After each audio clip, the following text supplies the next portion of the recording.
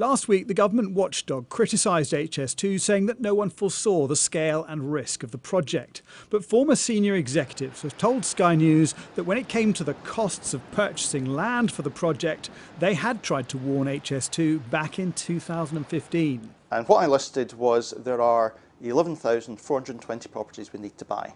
I showed them that of that, almost 50%, 48% had zero value against them. That was a shock to them. I do not think that they realised that only half the properties we needed to buy had been costed. The former head of planning and performance at HS2, Andrew Bruce, had 30 years' experience on engineering projects in the military and private sector.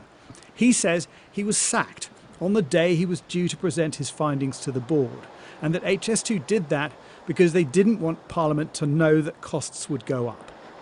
Absolutely, Parliament has been misled.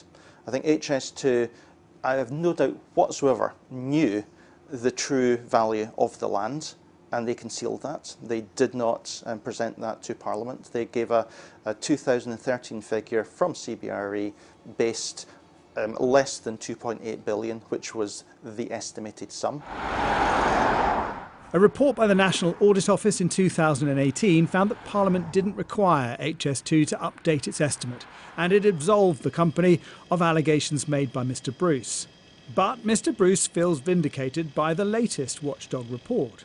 They show that while Parliament approved a land cost figure of 2.8 billion for Phase 1, after purchasing 66% of the land, HS2 has already spent 3.3 billion on land, and that would suggest that Mr Bruce's estimate of a total cost of 4.8 billion could be very accurate. Mr Bruce's boss, when he arrived at HS2, was Doug Thornton. He was also sacked, he says, because he refused to present inaccurate figures for land costs to the non-executive board. I was asked to provide information to HS2's non-executive board that I believed was severely misleading based on the data that was in front of me as Land and Property Director. I believe if I had advanced that information to HS2's non-executive board as I was being asked to, then I would have been in breach of my obligations as a director of the organisation.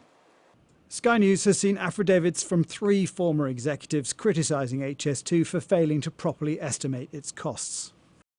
HS2 said these allegations are simply not true and predate the current leadership of HS2 Limited. Furthermore, the claims made by Mr Bruce were put under intense scrutiny in 2018 by the National Audit Office as part of an investigation into the HS2 project's property cost estimates. The NAO's report, published in September 2018, found nothing untoward and concluded that the revised 2016 cost estimate was reasonable. But a third former executive has now emerged as a critic. HS2's former Programme Delivery Strategy Director says the latest watchdog report is damning. What you shouldn't be doing is going ahead with construction until you've got a viable, firm business case. Obviously, the NO report and the current leaked figures of 106 billion says they got it wrong while I was there. So yeah, it needs to be reviewed and fully reapproved at this stage. When you say reapproved, do you think it should go back to Parliament? Again, that's not for me to say, but they approved it in the first place, so therefore it really should go back to Parliament because the situation has changed.